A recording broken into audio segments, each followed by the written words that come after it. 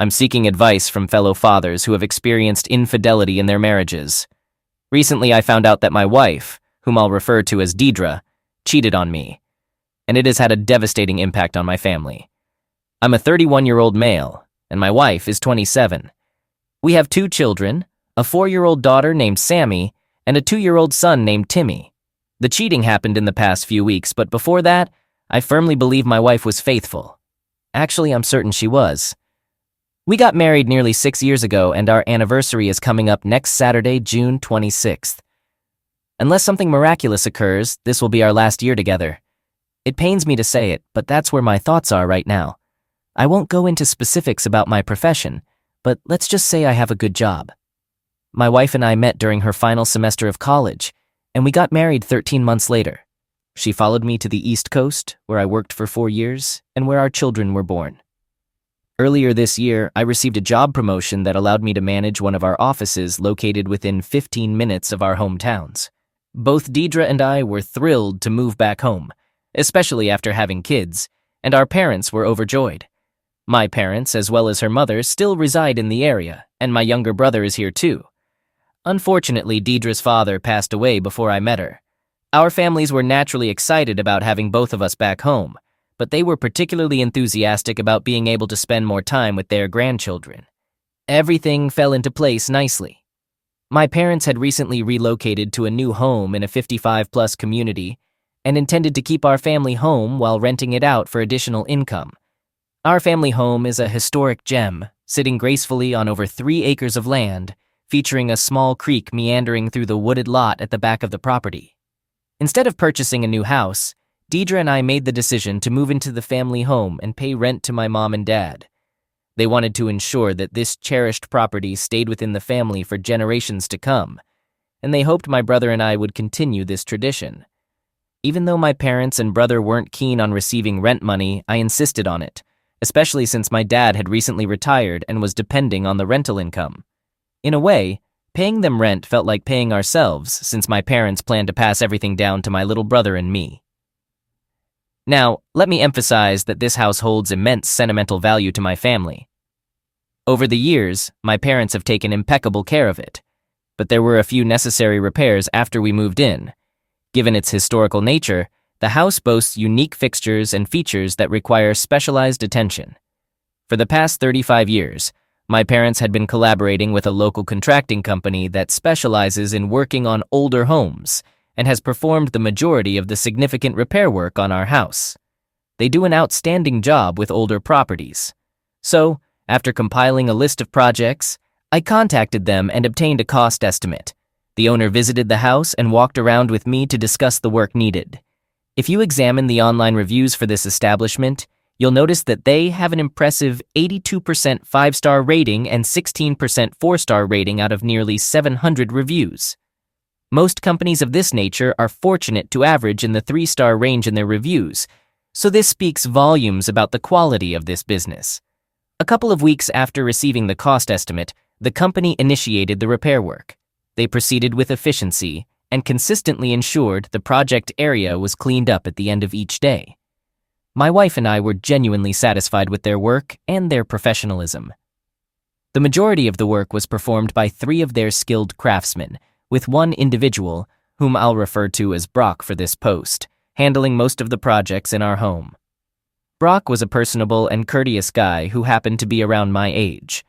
My daughter affectionately dubbed Brock as the window man, because she would see him through our second-story windows while he was working on a ladder. All the repairs were completed on schedule, and we were now comfortably settled into our home. My wife and children were thrilled with the place, and I was content with my new job. Everything was proceeding smoothly until I had a casual conversation with my daughter exactly 2 weeks ago today.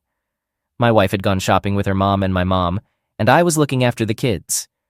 We were playing outside, and my daughter was energetically running around until she hopped onto my lap when she got tired. We were engaged in light conversation when, out of the blue, she looked at me and said, "I saw Mommy napping with the window man." Before we delve further into this, I want to emphasize that my daughter is exceptionally gifted. I understand that all parents tend to feel that way about their children, but in her case, it's an undeniable fact. Her exceptional gifts are evident to everyone who meets her, including her doctors, who formally recognized her talents. We even had her undergo testing before we relocated, and she achieved one of the highest scores ever recorded for a 4-year-old at the clinic. So when she told me what she did, I couldn't help but take it seriously. Though there was a slim chance she might have fabricated this due to her vivid imagination, I was inclined to believe her. I was utterly shocked and requested her to repeat what she had just said. She reiterated the same statement. I asked her to describe what had happened and how she had witnessed it. According to her, my wife had put Timmy and her down for their afternoon nap. Sammy explained that Timmy had dropped his pacifier behind his bed and was crying for her to retrieve it. She tried but couldn't reach it, so she went in search of her mom. When I inquired if she had called for Mommy, she replied in the negative. Instead, she mentioned that she walked over to our bedroom door and opened it, calling out for her mother. I probed further and asked her what she had seen. She recounted how Mommy had hurriedly gotten out of bed, wrapping herself in a blanket. She kissed Sammy and then led her by the hand to retrieve the pacifier and tuck them back in. I then asked where she had seen the window man, and she replied that he was lying on Daddy's side of the bed. Hearing this was incredibly painful, but I concealed my emotions and simply said, he was. She confirmed my question with a yes. Intrigued, I pressed for details, asking her to recount what happened next. According to Sammy, Mommy left their bedroom and she overheard her talking with the window man before they ventured outside. Curiosity piqued. I inquired about her actions following this conversation. Sammy explained that she got out of bed, peeked out the window, and witnessed him driving his truck down the driveway. I responded with a heartfelt kiss and expressed gratitude for her honesty. However, what Sammy shared next hit me hard. She revealed that Mommy had whispered to her, saying, "Shh. Let's keep this our secret, okay?" Naturally, I asked how she responded to Mommy's request, and Sammy said, I told Mommy, okay. Despite her tender age, my perceptive daughter seemed to sense that what she had witnessed was not quite right. Wanting to shield her from distress, I downplayed the situation, telling her, "Thank you so much for telling me. I'm so proud of you. Now this can be our secret, okay?" Sammy agreed, saying, "Okay, I won't tell Mommy I told you." Then she added, "Daddy, don't tell Mommy I told you." I reassured her, saying, "There's no way, this is our secret." To lighten the mood, I tickled her, and we both started laughing and shifted our conversation to another topic. It was evident that the secret my wife had asked her to keep was deeply troubling our daughter, and sharing it with me seemed to bring her a sense of relief. Later, my wife returned home, accompanied by our mothers. She beckoned me inside while our moms headed to the back porch to watch over Sammy and Timmy. Once inside, my wife presented me with a gift she had purchased for Sammy. It was a birthday present that Sammy had picked out, even though her birthday wasn't until October. I inquired about the timing, and my wife explained that she wanted to give it to her now. It was quite unexpected because Sammy hadn't inquired about this gift, and she wasn't anticipating it until her birthday. Moreover, my wife and I had established a clear understanding with Sammy regarding when she received significant gifts, only on her birthday and Christmas. Sammy had wholeheartedly accepted this arrangement, and as I mentioned earlier, she hadn't mentioned the gift again since selecting it a couple of months ago. My wife rationalized her purchase by saying, "She's such a great kid and has been so good lately. I want to reward her. I hope you're not mad." I assured her that I wasn't upset, but I couldn't help but sense that this was a form of a bribe to persuade Sammy to keep my wife's secret. When my wife presented the gift to Sammy, Sammy expressed concern, saying, "I wasn't supposed to get this until my birthday. What am I going to get then?" Deidre responded by telling Sammy, "You've been such a good girl. Mommy and Daddy want to give this to you now." To everyone's surprise, Sammy countered with, "No, I want to keep it until my birthday. I don't want it now." My wife continued to coax her into opening the gift, but Sammy resisted and looked to me for support. I spoke up and suggested, "Let's take this upstairs and put it in your closet." My wife was taken aback by Sammy's response, but I wasn't surprised. As I mentioned earlier, Sammy is quite intelligent, and she genuinely preferred not to receive the gift until her birthday. We took the gift upstairs to her closet, and Sammy appeared relieved that she didn't have to open it right away. After returning downstairs with Sammy, my dad and brother had arrived, and we spent the remainder of the day enjoying family time and sharing a meal. I went through the motions and had fun with my family, but my thoughts were consumed by what Sammy had disclosed. Later that night, I had intended to confront my wife but opted against it. I figured if Sammy's words were accurate, my wife would probably deny them. Instead, I informed my wife that I needed to get up early on Sunday morning to work on my company tasks using our home computer. She agreed and even offered to keep me company, but I declined her offer. When I woke up, I thoroughly checked our home computer but found nothing. Next, I accessed her phone using her password, but once again, I found nothing. I pondered whether Sammy might have fabricated the whole story, but her descriptions were too detailed to dismiss. The rest of the day we spent at my parents' place visiting with my aunt and uncle, who had come in from out of town. It had been over 2 years since I last saw them, so it was a pleasant reunion and an opportunity for them to meet Timmy, whom they hadn't met before. The day went well, and Deidre displayed her usual affectionate self, showing no signs of anything amiss. Back at work on Monday, I couldn't shake the thought of what Sammy had revealed. Multiple times during the day, I drove by our home to ease my suspicions. I did the same on Tuesday and repeated it on Wednesday. Still, I found nothing concrete, but a strong feeling persisted that Sammy might be telling the truth. I contemplated hiring a private investigator, but ultimately decided to purchase a camera system at Best Buy. I set up the camera system while Deidre and Sammy were away at an evening event held at our local nature center. I was at home, looking after Timmy. I strategically positioned one camera outside near the garage, overlooking the driveway. The second camera was placed in the living room, and the third found its spot in our master bedroom. I ensured that each camera was discreetly located, not easily noticeable unless someone specifically looked for them. I did have some concerns, though, about the camera in our bedroom. Despite it being mounted on the crown molding and blending in seamlessly with its white and black trim, it could potentially be spotted if someone were lying on their back and gazing directly at it. I made it a routine to activate the system before leaving for work each day and deactivate it before returning home. Since my wife and kids typically didn't spend much daytime hours in the living room, bedroom, or driveway, the cameras didn't trigger frequently. Whenever the cameras did detect motion, I received a text alert. Everything appeared normal until the following Tuesday at 1:46 p.m. when I received an alert from the driveway camera.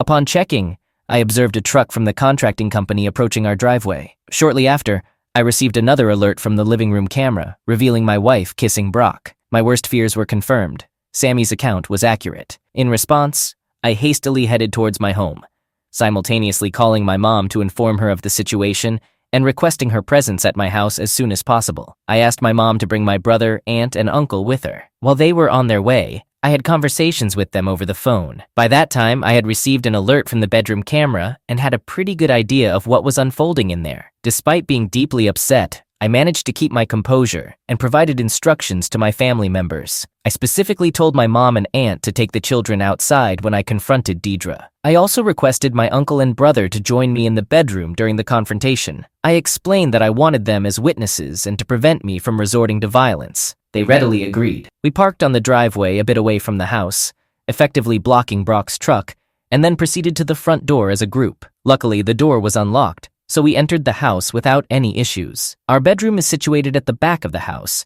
which meant that the cheaters had no chance of seeing or hearing us approaching. I led the way, with my brother and uncle right behind me, and my mom and aunt following them. The noise coming from the bedroom masked any sounds we might have made while walking up the stairs and down the hallway toward the bedroom. At this point, my heart was pounding in my chest. I signaled for my mom and aunt to continue past us to the kids' room. Then, I turned to my uncle and brother and asked if they were prepared. They both nodded affirmatively. With their agreement, I opened the bedroom door and entered. My wife let out a scream, exclaiming, "Oh no, oh my God!"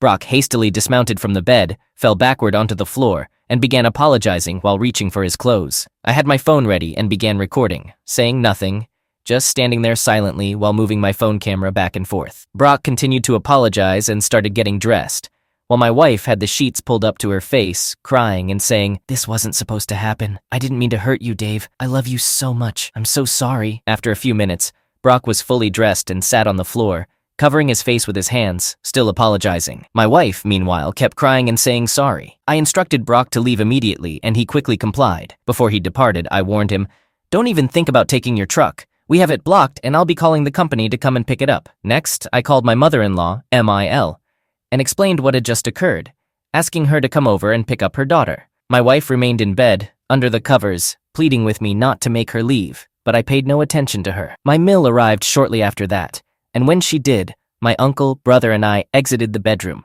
I could hear my meal raising her voice while my wife sobbed. To my surprise, my wife left the house without any further incident. She hurried out with her head down, crying, and didn't say a word. It seemed like she was in a complete state of shock and deeply embarrassed.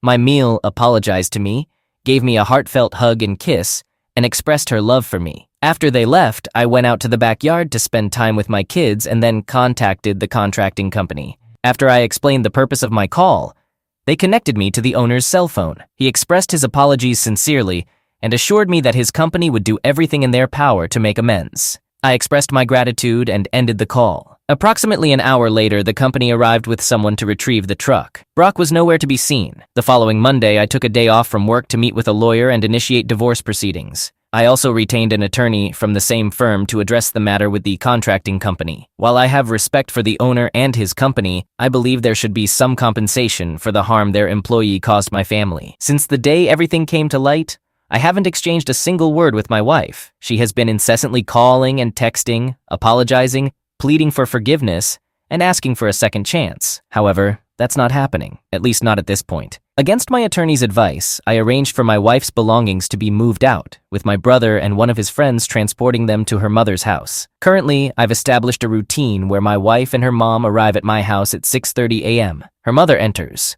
while my wife waits in the car until I depart for the office. After my workday, I go out for dinner at a restaurant and return home around 6:30 p.m. My wife and her mother have dinner with the kids before I come back home. When I'm approximately 5 minutes away from the house, I call my mother-in-law to inform her. Subsequently, my wife heads to the car while her mother remains inside the house with the kids. Upon arrival, I disregard my wife, who is seated in the car, and head straight into the house. Typically, I engage in a brief conversation with my mother-in-law to recap the day before her departure. I then spend the next 12 hours with my children, and this routine repeats 7 days a week. I acknowledge that this approach may seem excessive to some, but I want no involvement with my wife. If it were possible, I would prevent her from ever seeing my kids again, although I recognize that's not feasible. I harbor intense anger over what she did to me. The fact that she had a stranger in our bed while our children were in the adjacent room, then urged our daughter to lie on her behalf. This is an unforgivable transgression in my eyes. I've directed my lawyer to pursue full custody. Although she contends that it's unlikely,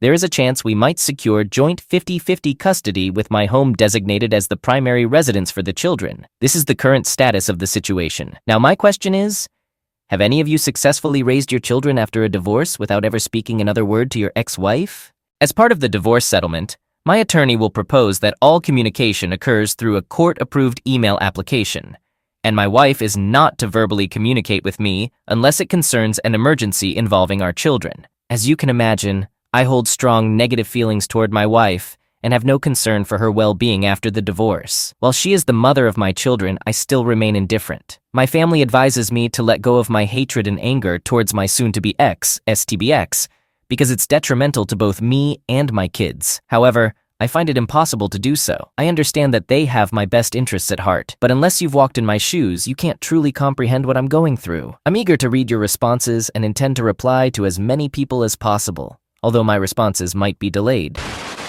Update. Hello everyone.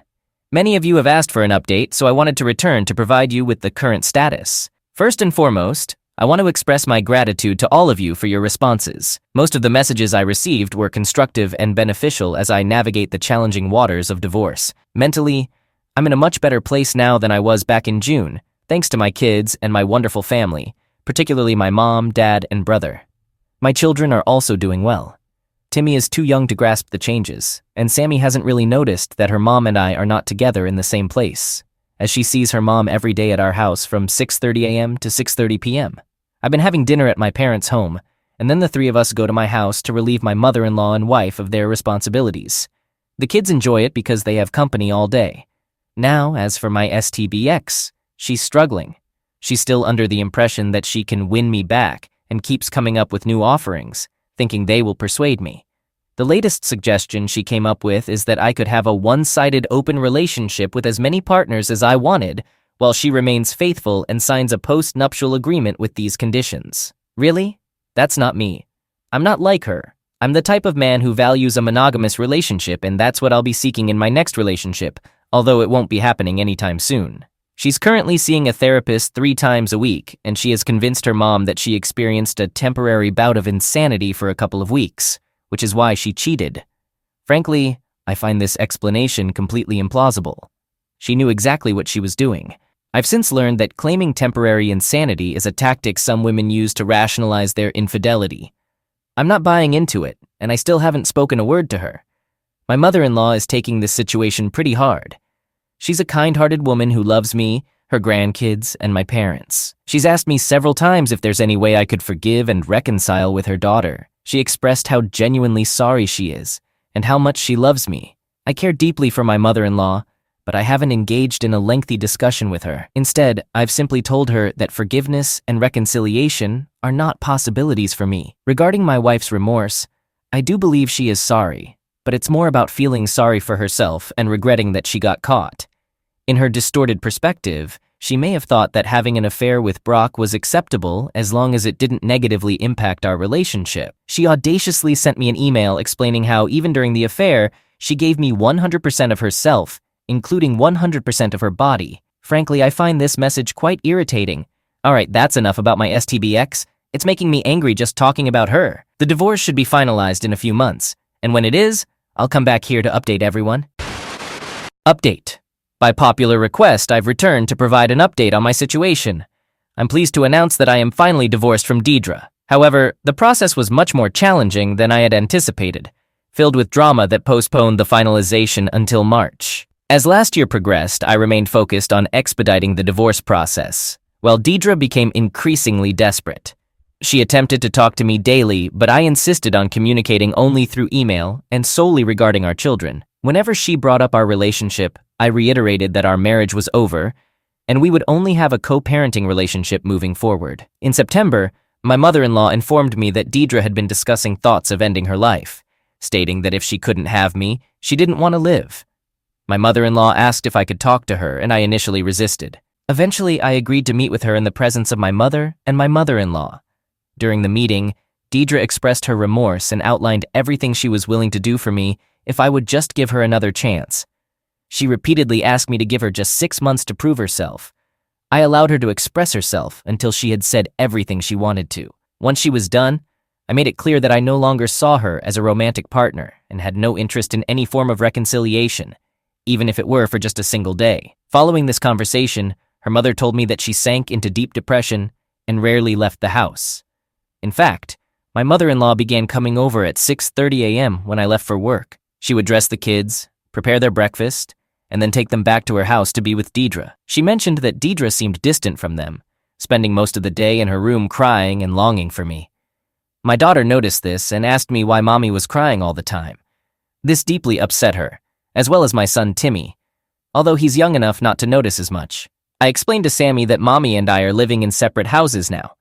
I told her that she, Timmy, and I are staying in our house, and mommy is living with Grammy. After clarifying this, she was okay. Her primary concern was moving to Grammy's house too. She loves her Grammy and her mom, of course, but I believe she loves me more. She was worried about leaving our house, her room, and the creek where she enjoys playing.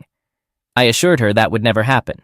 After hearing that, she felt better. However, the drama with Deidre didn't end there. As the date of our final divorce hearing approached, Deidre's desperation grew, and she began calling and texting me repeatedly while I was at work. She kept listing all the things she would do for me and how I would be incredibly happy if I stayed with her, making promises and assurances. I'm summarizing, but you get the idea. Then, the day before the hearing, I received a call from my mother-in-law, who informed me that Deidre had been rushed to the hospital in an ambulance. They suspected she was having a heart attack, so she was admitted, and various tests were conducted. In the end, they determined that her condition was severe dehydration. Her mom told me that she hadn't eaten anything for the past 3 days, although she claimed to have been drinking water. It turned out she hadn't been drinking enough, leading to severe dehydration. I believe she did this intentionally to postpone the final divorce hearing. Unfortunately, her scheme worked, and the hearing was rescheduled until after the new year, and then delayed again due to bad weather. Finally, in early March, the hearing took place, and I was granted a divorce, which I was immensely relieved about. All things considered, I believe I came out quite well. We reside in an at-fault state, and I had video evidence of Deidre's infidelity. Surprisingly, the videos weren't even necessary, as Deidre and her attorney provided a comprehensive written confession to the judge. Regarding the division of assets, I ended up retaining nearly 63% because the judge allowed me to keep everything I brought into the marriage. Thank goodness. Nonetheless, Deidre ended up receiving $71,000 from me, along with child support, though there's no alimony involved. As I mentioned, I still think I got a pretty good deal, but the thought of paying child support to her doesn't sit right with me. We share custody equally, with my home being the primary residence for our kids. I'm covering my 50%, and in addition, I'm paying her 50%. Does this seem fair? Shouldn't she contribute as well? It feels like the court system is heavily biased against fathers, so that's where things stand today. We maintain the same arrangement from 6:30 a.m. to 6:30 p.m. every day, which works well, especially for the kids since they get to spend time with both parents daily. I've even re-established communication with my ex, but strictly about our children. If she inquires about my well-being, I gently redirect the conversation to focus on the kids. A recent issue has arisen in the past couple of days, which I plan to address promptly. As I mentioned in one of my previous posts, my wife and mother-in-law come over in the morning and stay until I return at 6:30 p.m. However, for the last 3 days, only my wife has been present at 6:30 p.m., not my mother-in-law. When I get home, my wife lingers and attempts to engage in conversations with me while interacting with the kids. Yesterday, little Timmy became upset when his mom left because he wanted her to stay. Predictably, my wife exploited this situation, seeking sympathy from me. Nevertheless, I remained resolute and comforted Timmy, assuring him that he would see mommy again the next morning, and he calmed down. Tomorrow, I plan to have a discussion with Deidre about this matter and stress the importance of keeping our handoff conversations brief and focused. End of story. Now, to address a question I've received from many of the respondents here. Have I shared the conversation I had with Sammy when she mentioned mommy was napping with the window man with anyone else? The answer is no, and I don't have any immediate plans to do so. I made a promise to Sammy that this would remain our secret, and I intend to honor that promise. Perhaps many years down the road, I might consider discussing it with her, but for now, I genuinely hope that she has completely forgotten whatever she may have seen. Sammy has never brought it up with me again, and continues to be as active and happy as ever, so I see no reason to revisit that conversation with her. And with that, my story comes to a close. It may not have a happy ending, but it's about as good as one can hope for given the circumstances. All right, that was a fun story. Now let's move on to another exciting one. Stay tuned and let's dive in. My situation is quite complicated. While my husband, who is in the military, was stationed abroad, I became pregnant, but not with his child. Now he wants a divorce and is planning to leave me with nothing, even though I am heavily pregnant. I'm a 25-year-old woman, and we've been married for the past 2 years. Our story began when we met at a restaurant near a military base during a trip with my family. My dad struck up a conversation with a group of men in military uniforms, and he instantly connected with my now husband, who happens to be a veteran. As the evening went on, my dad introduced him to our family, and our tables merged. Despite the presence of my father, we couldn't help but exchange glances. He didn't ask me out or for my number directly at the table. Instead, he discreetly passed me his number under it. I reached out, and that's how our communication began. We decided to get married after just 6 months of dating. I realize it might seem like a short time to commit to such a significant step, but we genuinely felt like soulmates. When we tied the knot, we were fortunate to receive a government-provided house as one of the perks of being a military couple. About a year ago, my husband was deployed. Before leaving, we had a heartfelt conversation about how we would stay in touch, how he entrusted me with managing our finances and looking after his parents while he was away. We discussed our future plans, expectations, and our excitement about starting a family, especially his eagerness to become a father. When he left, we stayed in touch as we had planned, and we managed our long-distance relationship quite well. It was wonderful to see his face and have conversations with him. However, it felt lonely because only seeing his face on a screen at certain times of the day didn't fulfill my need for physical closeness. I craved physical touch, longing to be held, but he wasn't there. Sometime later, my company hired a new colleague, and I had to train him. He was good-looking, dependable, and consistently showed interest in me. At first, I resisted his advances and made it clear that I was happily married, but he didn't seem to care. Over time, his small gestures like bringing me snacks, inviting me to dinner, engaging in casual conversations, and light touches began to affect me. I was feeling lonely, starved for physical affection, and I missed my husband. One evening after our usual dinners, we had a few drinks, and he kissed me. I kissed him back, but then I regained my senses and hurriedly left. I felt incredibly guilty afterward, to the point where I couldn't bring myself to face my husband during our video calls. What made me even more guilty was that I couldn't stop fantasizing about my colleague and our kiss, imagining what might have been. I tried to avoid him at work, but it proved to be impossible. He approached me, apologized for making me uncomfortable, and we talked. One thing led to another, and we kissed again. We couldn't deny our desires, so we eventually agreed to have a purely physical relationship. We would meet secretly, starting initially at motels and later at each other's houses. It was sheer ecstasy. Yesterday, I discovered that I was 3 months pregnant. I had attributed my unstable moods, heightened sense of smell, nausea and weight gain to lack of sleep, stress, and an unhealthy eating habit I had developed due to the pressure and bus schedule at work. I eventually went to see a doctor about these symptoms and discovered that I'm pregnant, and I've just completed my first trimester. I'm shocked and scared. There's no way it's my husband's child. I haven't been with my husband for almost a year, and he'll figure out I cheated if he sees me. What should I do? How can I keep this a secret? 2 months ago, I shared a story about getting pregnant by my colleague while my military husband was deployed and stationed overseas. Unfortunately, I couldn't take any action regarding the pregnancy because I had already passed the first trimester, so I'm quite pregnant now. My husband surprised me for my birthday 2 days ago. He wasn't supposed to return for another 3 months, and I hadn't found the courage to tell him about the pregnancy yet. To say that he was shocked and furious to find me pregnant would be an understatement. What really surprised me was the complete and absolute disgust he showed. He had a fit, breaking things and ruining the decorations for my birthday. He scolded me in front of my birthday guests and then left in anger. I haven't seen him since. We've all tried calling him, including his parents, but none of us can reach him. We're all concerned and have no idea where he is or in what condition he might be. We even contacted shelters, hospitals, and police stations, but there's been no luck. I just need a chance to explain. Edit. This is not a good update. A week after my husband went missing, his parents called mine and reassured them that he called and said he's safe. Even they, his parents, are unwilling to talk to me. They're asking my parents to convince me to sign the divorce papers he sent, despite all I did for them while their son was away. I was the one who looked after them and made sure they were okay. I feel deeply hurt by their actions. Why doesn't he come here in person, so we can have a mature conversation about this? It doesn't have to end like this. How could he treat me this way, especially considering my current situation? He's always wanted to be a father, and now that we have a blessing in our lives, he wants to abandon me. If we get divorced, do I lose the house? I can't believe he's pushing me to potentially end up homeless while I'm pregnant. Update! It's been a while since my last update.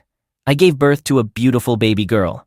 Her biological father got a promotion and left as soon as he could because he couldn't handle the gossip and stares we received at work. Frankly, I couldn't handle it either, so I quit my job. Being unemployed and recently divorced, yes, he divorced me, I had to find a way to provide for my baby.